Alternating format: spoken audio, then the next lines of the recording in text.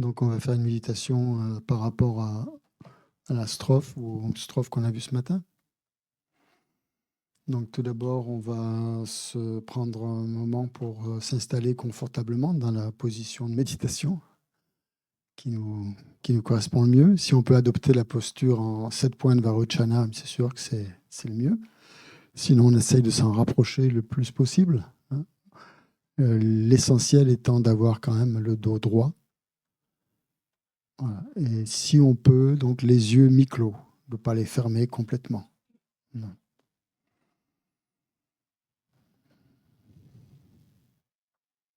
Donc ceux qui voulaient faire une sieste, ben, tant pis. Là, après.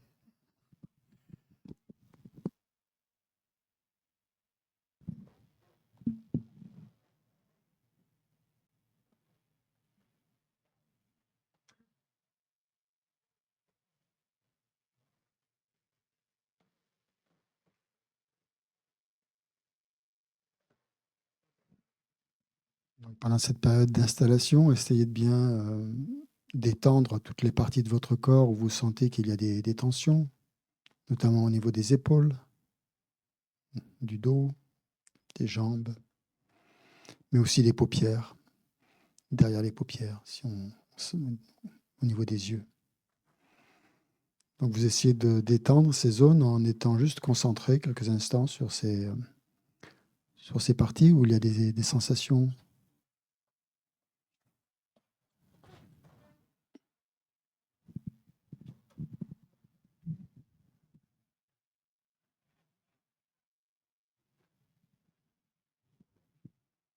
Donc essayez de faire en sorte que votre esprit soit très focus, très concentré, très clair, très lumineux, et que votre corps soit détendu.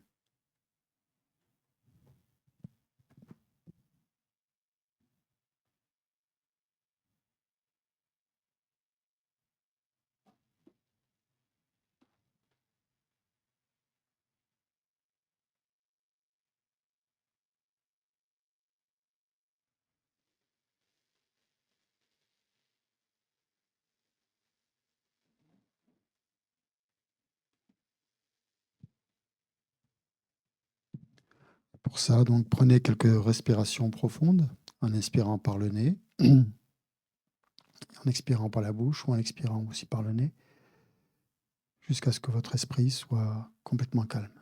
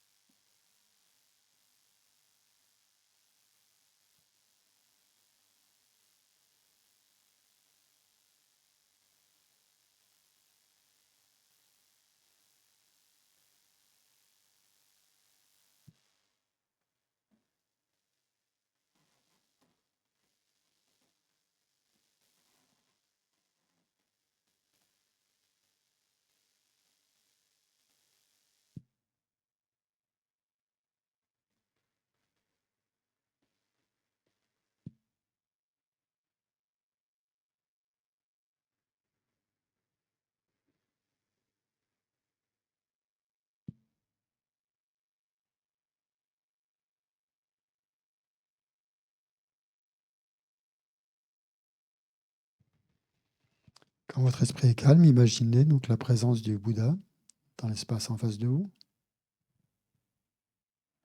N'essayez pas de visualiser donc avec les yeux, juste imaginez qu'il est présent, puisque comme a dit Geshe-la, les Bouddhas sont toujours présents en face de nous. Donc, même si on ne les voit pas, on peut simplement imaginer qu'ils sont là. Donc on peut représenter, on peut voir le Bouddha sous la forme du Bouddha Shakyamuni ou d'une autre déité avec laquelle on a plus d'affinité.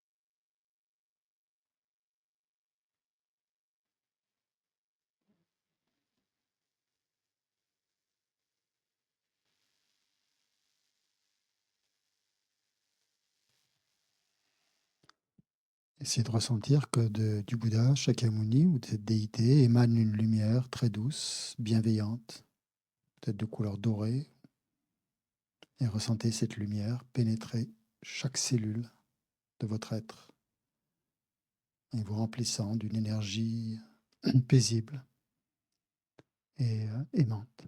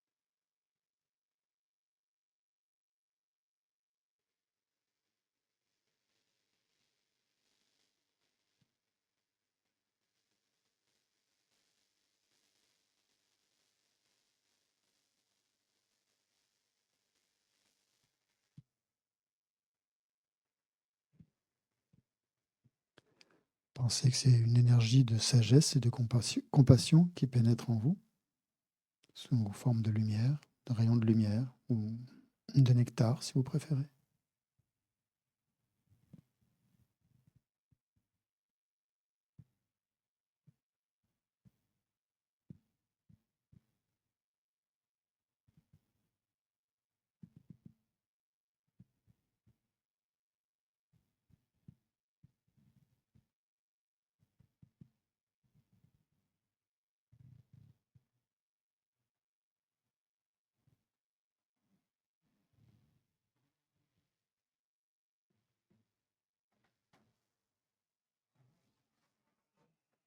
Et ressentez donc que chaque cellule de votre corps est emplie de sagesse, de compassion.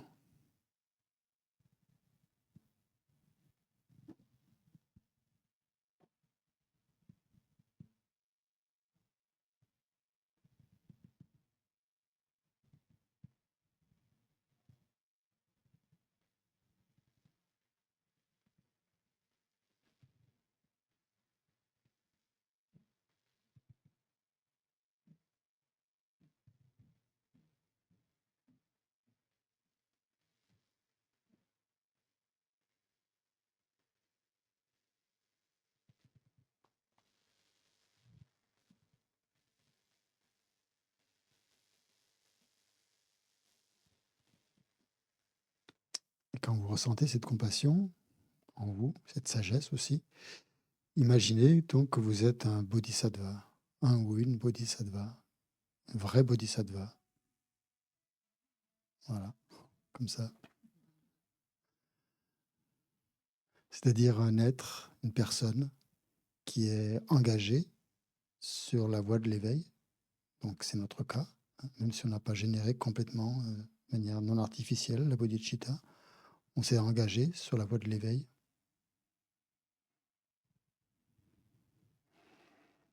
Donc imaginez, ressentez ce que ça représente pour vous d'être engagé sur la voie de l'éveil. Ressentez-le avec le cœur, pas avec l'esprit. Au niveau du cœur, donc qu'est-ce que vous ressentez quand vous pensez que vous êtes un bodhisattva engagé sur la voie de l'éveil?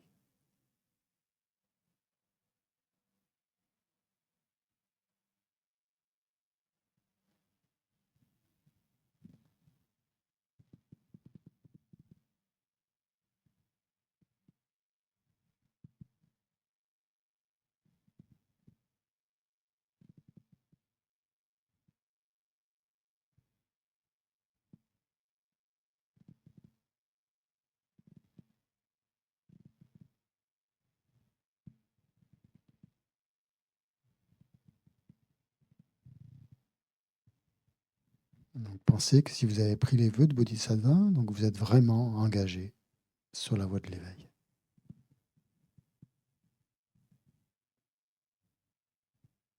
Qu'est-ce que ça veut dire pour vous, être engagé sur la voie de l'éveil?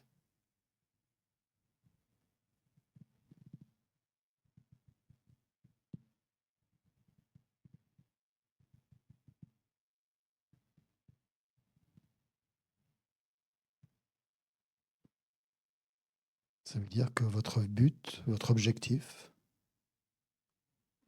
c'est le bien-être de tous les êtres.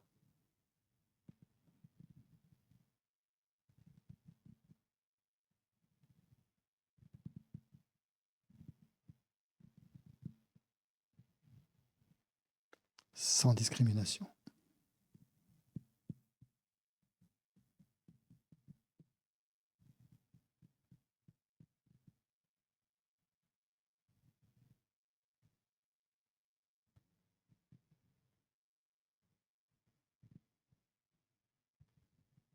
Donc, essayez de ressentir en vous donc, cette aspiration profonde à servir ou à œuvrer pour le bonheur des autres.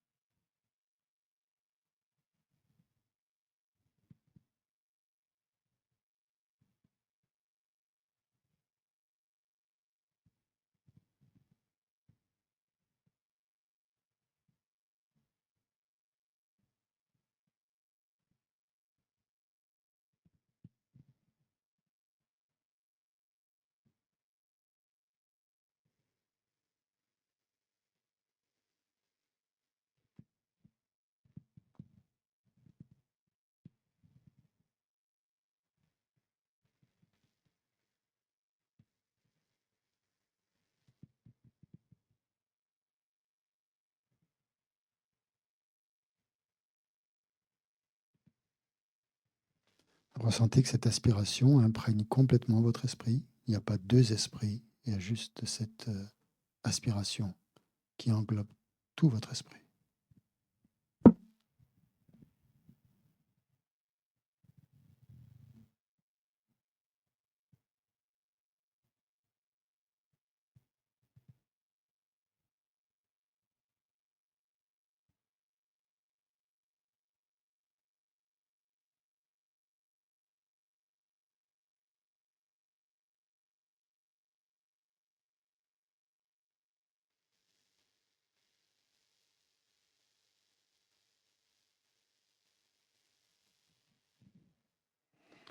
Donc cette aspiration est votre point fixe, votre ligne de mire, votre point de concentration.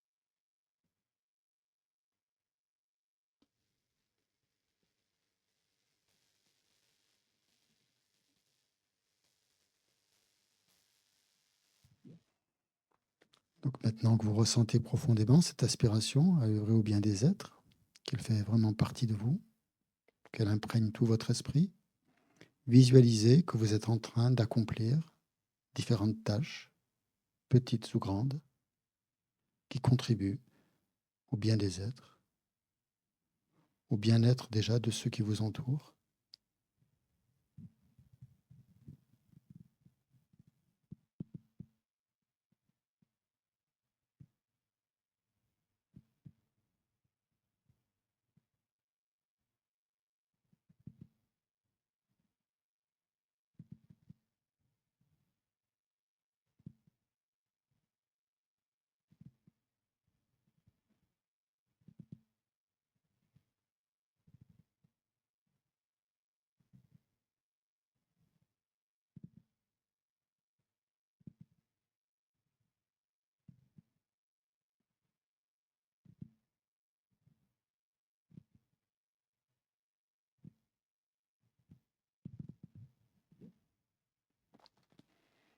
Et pendant que vous visualisez ces différentes actions que vous accomplissez pour ceux qui vous entourent, essayez de ressentir la joie et la satisfaction qui émanent de chaque action.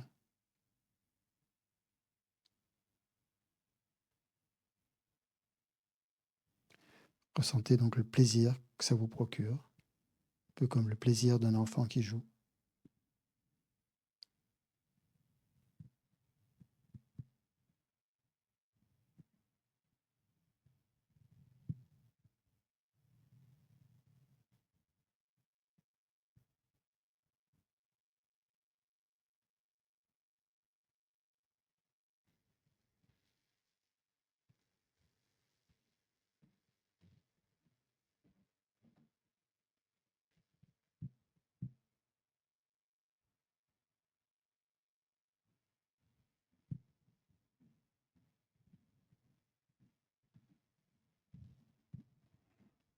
Donc là, l'objet de concentration, il est double. C'est l'action que vous accomplissez et la joie au moment où vous l'accomplissez.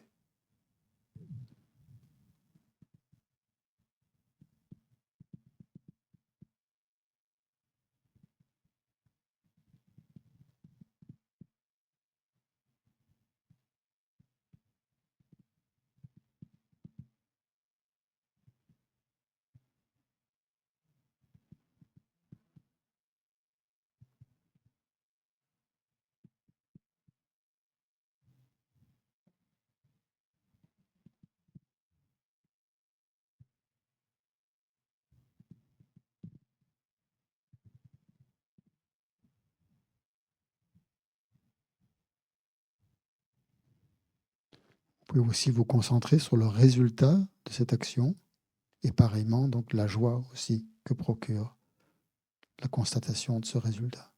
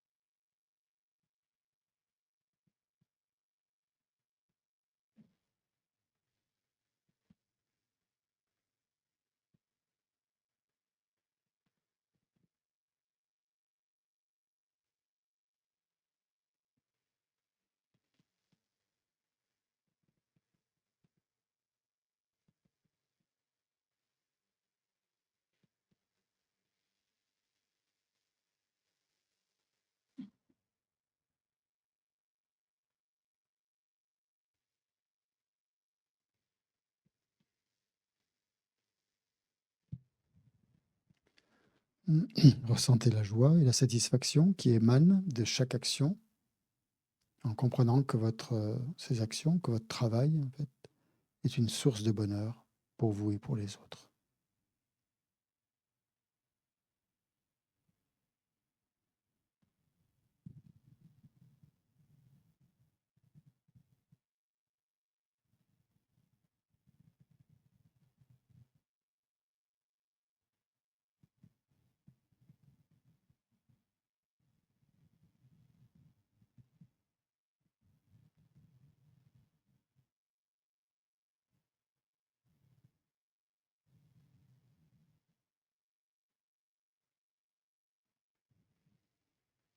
Et mentalement, vous pouvez même répéter cette phrase un peu comme un mantra en disant mon travail est une source de bonheur pour moi et pour les autres.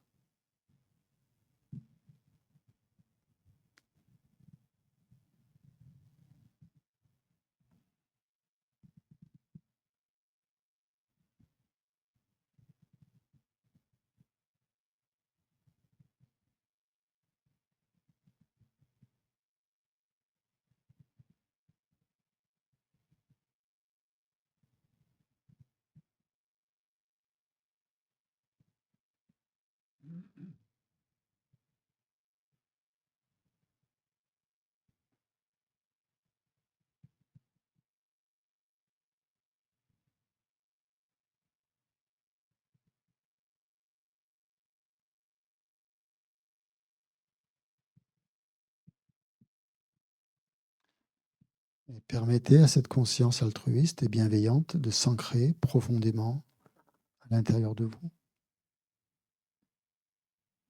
d'envahir toutes vos cellules, de se stabiliser.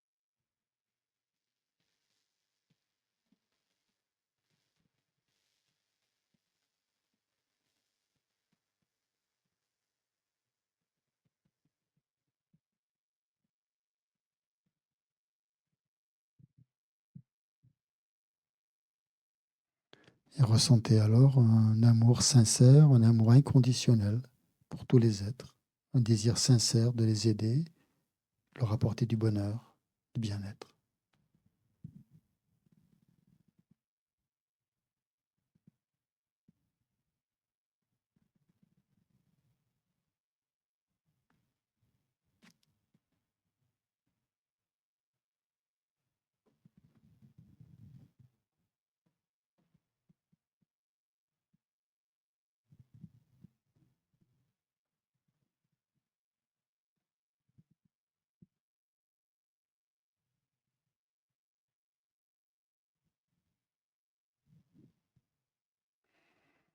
Répétez donc mentalement donc les affirmations suivantes.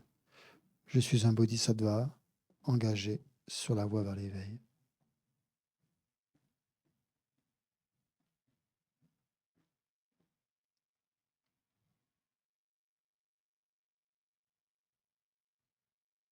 Je suis un bodhisattva engagé au bien de tous les êtres.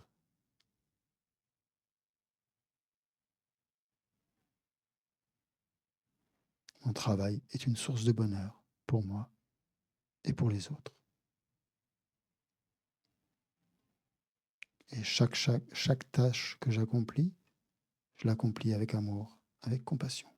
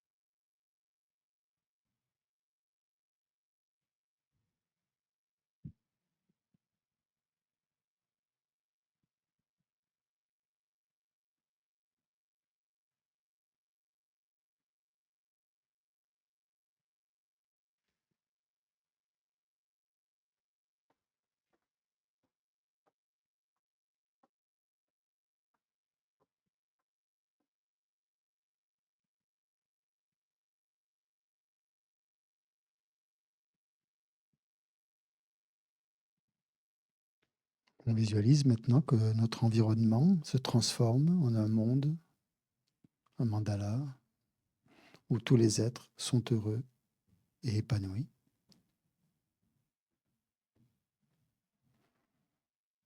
où toutes les relations entre les gens sont harmonieuses. On voit les sourires sur les visages des gens que l'on aide, à qui l'on parle, à qui on communique.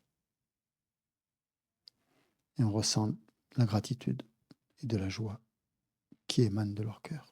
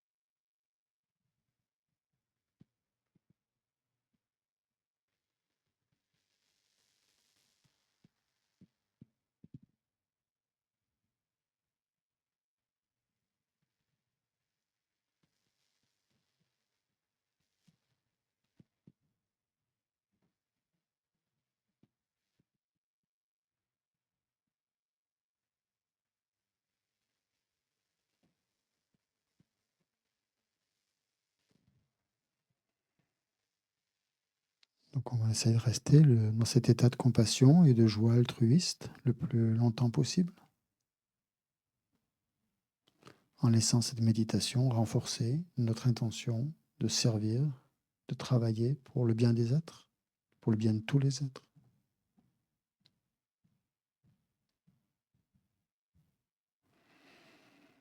Et on ressent alors une connexion profonde entre nos activités et notre bonheur intérieur.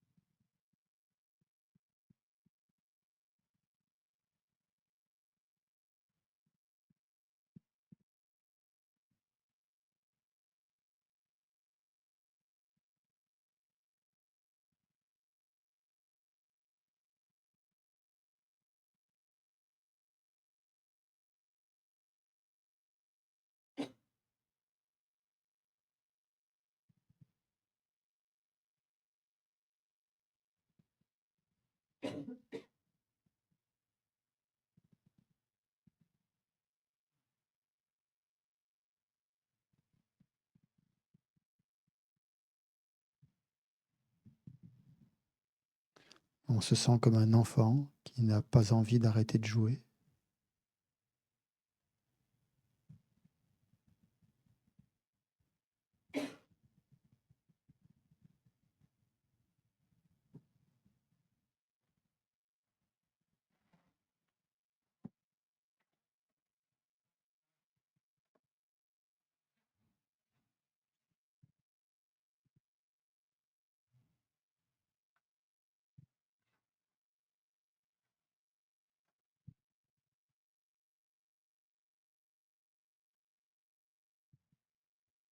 On va terminer cette méditation en exprimant donc notre réjouissance,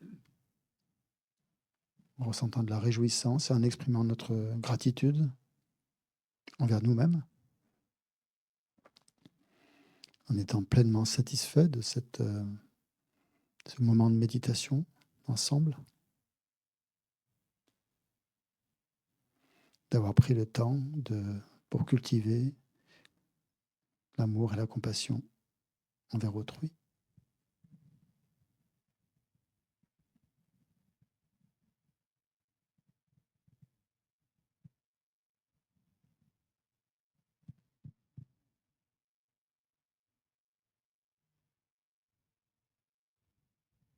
Et on dédie cette énergie positive mentalement pour pouvoir continuer notre chemin, pratiquer en apportant du bonheur, du bien-être à tous ceux qui nous entourent et aussi indirectement à tous les êtres.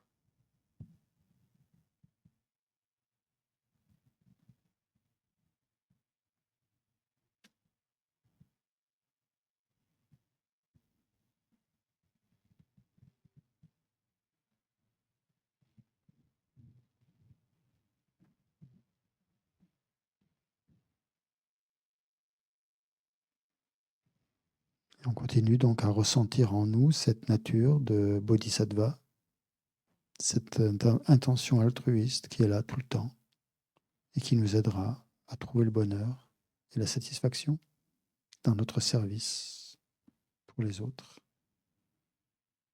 et qui est présente donc chaque fois qu'on la rappelle dans nos activités.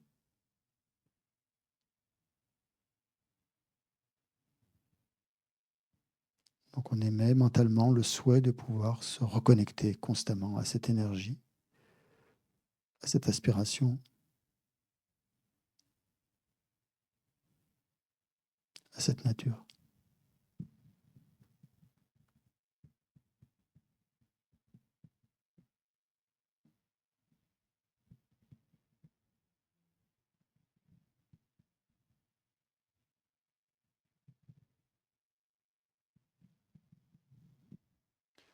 Rancho Sam Chorim Boche Make Panam Gengyo Chike Panyam Pame Pai Gone Gondo Perwa Sho.